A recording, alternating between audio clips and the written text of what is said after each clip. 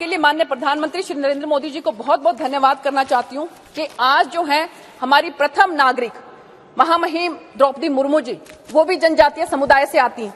और एक और बात मैं कहना चाहती हूँ कि प्रथम बार अगर किसी मुस्लिम समुदाय के राष्ट्रपति जो हैं वो प्रथम नागरिक बने तो हमारी एनडीए की सरकार में बने, और इसके बाद अगर कोई दलित समुदाय से राष्ट्रपति बने हमारे श्री रामनाथ कोविंद जी तो वो हमारे आदरणीय प्रधानमंत्री नरेंद्र मोदी जी ने हमारी सरकार में बनाए, और उसके बाद अब जो जनजातीय राष्ट्रपति महामहिम बने हैं वो भी हमारी भारतीय जनता पार्टी की सरकार के अंदर जो है वो बन रहे हैं। तो इससे बिल्कुल ये स्पष्ट होता है कि हमारी सरकार जो है वो किस तरह से सबको साथ लेकर चलने वाली है।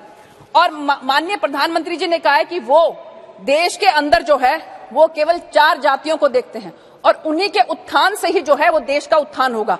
एक नारी, एक युवा, किसान और गरीब, इन तीनों के उत्थान से ही जो है हमारे देश का उत्थान होगा।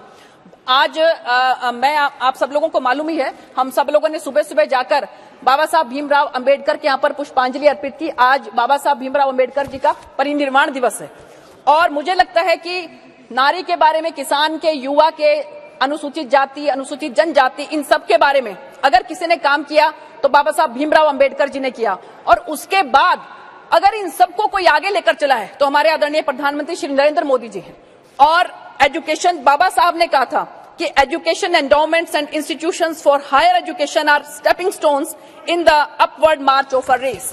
और इसी तरह से ही मैं धन्यवाद करना चाहती हूँ हमारे, अभी जो आपने देखा होगा कि इससे पहले जो अभी ये जो बिल आया था जम्मू कश्मीर रिजर्वेशन बिल, इसके अंदर हमारे गृह मंत्री अमित भाई शाह जी ने किस तरह से 9 सीटें जो हैं वो ट्राइब्स के लिए रिजर्व की हैं, उसके लिए भी मैं उनका तहे दिल से धन्यवाद करती हूँ।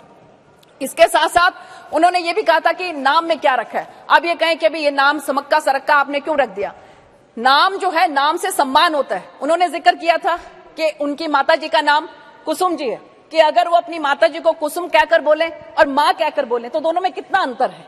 तो इसलिए ये बार बार ये कहते हैं कि आप जो है नाम बदल देते हैं, नाम में क्या रखा है। नाम में सभापति जी सम्मान जुड़ा हुआ है।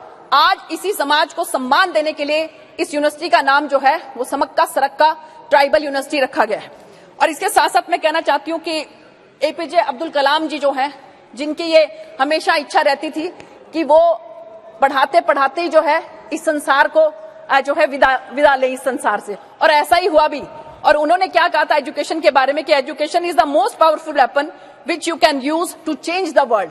तो इस अगर दुनिया को, संसार को हमें बदलना है तो हमें एजुकेशन को जो है वो बहुत जो है इंस्टीट्यूशंस को जगह जगह पर, खासकर जो हमारी ट्राइबल कम्युनिटी है उसके लिए जगह जगह पर स्थापित करना पड़ेगा।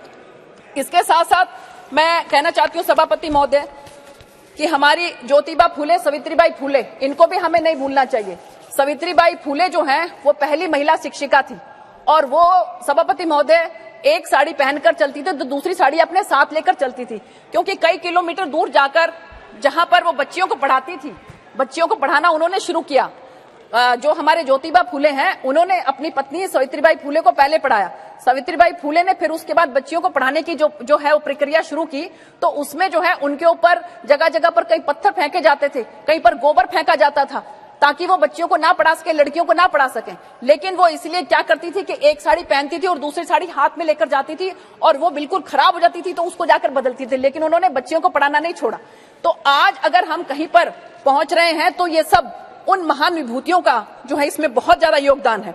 इसके साथ साथ मैं कहना चाहती हूँ कि ज्योतिबा फूले ने कहा था कि cultivation of mind should be the ultimate aim of human existence. There is no greater deed than the work of education and it is my duty to do it.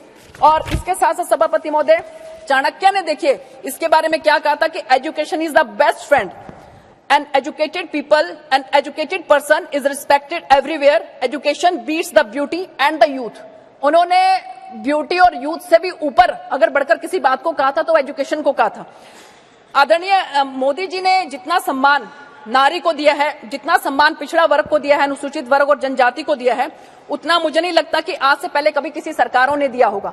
अगर उन सरकारों ने इतना सम्मान इन सभी वर्ग को दिया होता तो आज हमारा देश कब का विकसित भारत जो है वो बन चुका होता। और सरकार की जो समग्र योजनाएं हैं, अंत्योदय के माध्यम से हर उस अंतिम व्यक्ति पर, जो अंतिम छोर पर जो व्यक्ति बैठा है, उस तक भी उसकी योजनाएं, सरकार की योजनाओं का लाभ पहुंचे, इसी को ध्यान में रखते हुए आपको सभापति महोदय मैं बताना चाहूंगी कि पहले के जो प्रधानमंत्री थे, आपको मालूम ही होगा कि उन्होंने क्या कहा था कि हम लोग 100 रुपया ऊपर से भेजते हैं तो 15 रुपया पहुंचता है।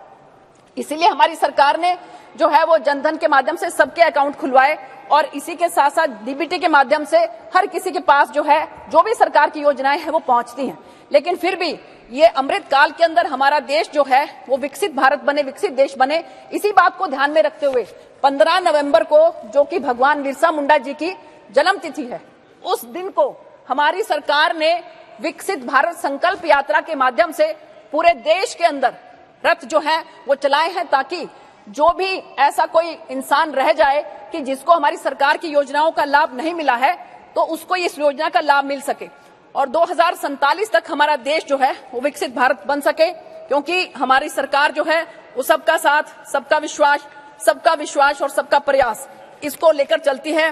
इसीलिए ये समक्का सरक्का सेंट्रल ट्राइबल यूनिवर्सिटी जो बनी है, इस बात के लिए मैं बहुत तहे दिल से माननीय प्रधानमंत्री जी को और हमारे एचआरडी मिनिस्टर श्री धर्मेंद्र प्रधान जी को बहुत बहुत धन्यवाद करना चाहती हूँ।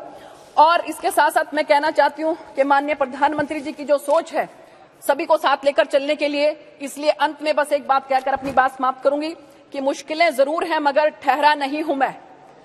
प्रधानमंत्री जी की तरफ से मैं बात कह रही हूँ कि मुश्किलें जरूर हैं मगर ठहरा नहीं हूं मैं। मंजिलों से कह दो अभी पहुंचा नहीं हूं मैं।